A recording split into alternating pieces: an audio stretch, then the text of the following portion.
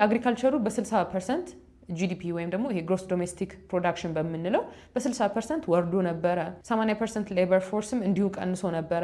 ኮፊ እና ሌሎች ምርቶችም ደግሞ በ90% ቀንሰው እንደነበረ እንረዳለን ማለት ነው። የኢትዮጵያ ግን ሃይ ፖቴንሻል አላት ወይም ደግሞ ከተጠቀመችበት ትርፋማ ትሆናለች ተብሎ የሚታሰቡት ነገሮች አንደኛ ፈርታይል የሆነ ላንድ አላት። ሁለተኛ ደግሞ ዳይቨርስ የሆነ ክላይሜት ነው ያላት። የተለያየ ክላይሜት ነው ያለው። የዝናብ ወቅት አለ፣ የፀሐይ ወቅት አለ።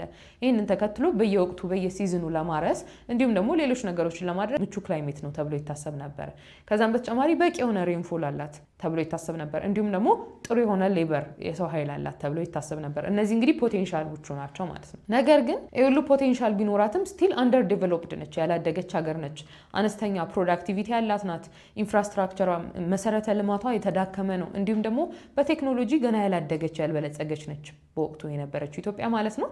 ታዲያ ኢትዮጵያ እንዳታድግ እንደዚህ እንዳትበለጽግ ምንድነው ኦብስታክል የሆነባት ችግር የሆነባት ነገር ስንል አንደኛ ተደጋጋሚ ድርቅ ይከሰት ነበር። በተደጋጋሚ የሚከሰተው ድርቅ የብዙ ሰዎችን ሕይወት ስለሚቀጥፍ ይሄ እንዳታድግ ምክንያት ሆኗል። ከዛም በተጨማሪ በወቅቱ የነበረው ገቨርንመንት አግሪካልቸርን ኔግሌክት ያደርግ ነበር ወይም ብዙ ቦታ አይሰጠውም ነበር።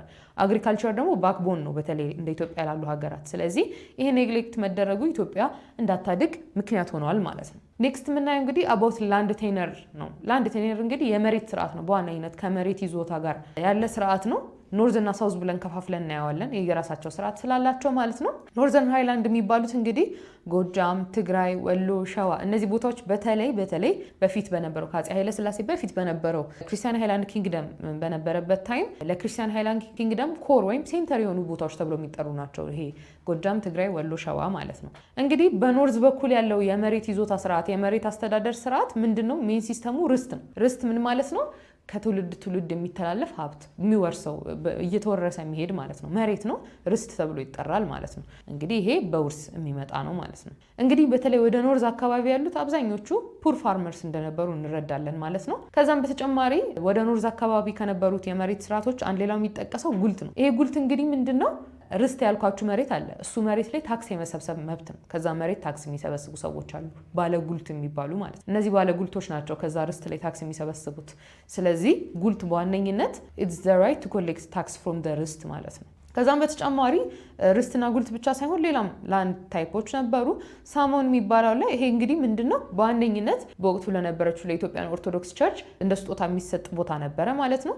መንግስት የሚባለው ደግሞ በሀገሪቷ መንግስት ኦን የሚደረግ የሚያዝ ቦታ ነው።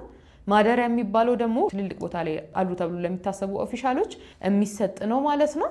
ከዛም በተጨማሪ ለነሱ ብቻ ሳይሆን በተለያየ ጊዜ ለነበሩ አርበኞች የሚሰጥ ነው። ይሄን ቦታ የሚሰጠው አዘ ፔንሽን ልክ እንደ ካሳ እንደ ጡረታ ወይም ደግሞ እንደ ክፍያ ይሄ ገንዘብ በክፍያው ወይም ደሞዝ በገንዘብ ከመሆኑ በፊት በመሬት ነበረ እንደዚህ ሪዋርድ የሚደረገው ወይም ሳላሪ የሚሰጠው ማለት ነው። ጉልት ራይቶች እንግዲህ አብዛኛውን ለኦፊሻሎች ይሰጥ ነበረ። ባለጉልቶች የሚባሉት ወይም ይሄ ከርስቱ ላይ ታክስ የሚሰበስቡት ሰዎች መሬት ነበር የሚሰጣቸው። ሳላሪ የሚባለው ወይም ደሞዝ የሚባለው ነገር እስከሚመጣ ድረስ መሬት ነበረ እንደ ደሞዝ የሚሰጣቸው ማለት ነው። ይሄ ላንድ ቴነር ሲስተም ወይም የመሬት አያያዝ እንግዲህ አንዳንድ አካባቢዎች ላይ ፊውዳል እንደነበረ ወይም ደግሞ ይሄ የፊውዳል ስርዓት ማለት አንድ መሬት ላይ መሬቱን የሚሰራበት ወይም ደግሞ መሬቱ ላይ የሚያርስ ገበሬ ይኖራል፣ የመሬቱ ባላባት ይኖራል። ስለዚህ የመሬቱ ባላባት ያንን መሬት ለገበሬው ይሰጠዋል። ገበሬው ኢንሪተርን ደግሞ ለመሬቱ ባላባት ታማኝ ይሆንለታል፣ የሚያዘውን ማንኛውንም ነገር ያደርግለታል ማለት ነው። ይሄ እንግዲህ ኖርዝ ላይ የነበረው ላንድ ቴነር ስርዓት ነው። ወደ ሳውዝ ስንመጣ ደግሞ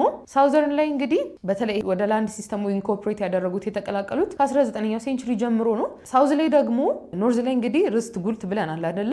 ሳውዝ ላይ ስንመጣ እንግዲህ ገባር ሲስተም ነው ያለው። ገባር ሲስተም የሚባለው እንግዲህ በተመሳሳይ ልክ እንደ ጉልት ነው ስርዓቱ። ታክስ የሚገብር ይኖራል፣ ገባሪ ይባላል። እሱ ያገባሪው ታክስ የሚሰጥ ወይም ደግሞ የሚገብር ነው። ከዛ ደግሞ መልከኛ የሚባለው ደግሞ የሚገበረውን የሚቀበል ማለት ነው፣ ወይም ታክሱን የሚሰበስበው ማለት ነው። ስለዚህ ይሄ ገባር ሲስተም ሳውዘርን አካባቢ ላይ ነበረ ማለት ነው። ሳውዘርን አካባቢ ላይ እንግዲህ የገባር ሲስተም መስፋፋቱን ተከትሎ ኢቬንቹዋሊ ብዙ ቦታዎችን የተለያዩ ሴትለሮች ከተለያዩ ቦታ የሚመጡ ሴትለሮች ቦታዎችን በግዢ ኢምፐርቼዝ በመግዛት ወይም ደግሞ በፎርስፉሊ እየወሰዱና እዛ አካባቢ ላይ ሴትል ሲያደርጉ እንደነበረ፣ ይህንንም ተከትሎ ሳውዘርን አካባቢ ላይ የነበሩት ፒዛንቶች በጣም ኢንሴኪውርድ እንደሆኑ ከነበራቸው ቦታ እየተገፉ ወደ ሌላ ቦታ እንደሄዱ እንዲሁም ደግሞ ከአቅማቸው በላይ የነበረ የሆነ ሬንት ሲከፍሉ እንደነበረ እንረዳለን። ይህን ተከትሎ በጣም ብዙ ጭቆና ውስጥ ገብተው ነበረ ማለት ነው። እንግዲህ እንግዲህ በተለይ ከ1942 በኋላ የነበረው የታክስ ስርዓት ደግሞ ተለውጧል። ከ1942 በኋላ ታክስ የሚከፈለው ቤዝድ ኦን ፕሮዳክቲቪቲ፣ መሬቱ ምን ያህል ፕሮዳክቲቭ ነው ወይም ደግሞ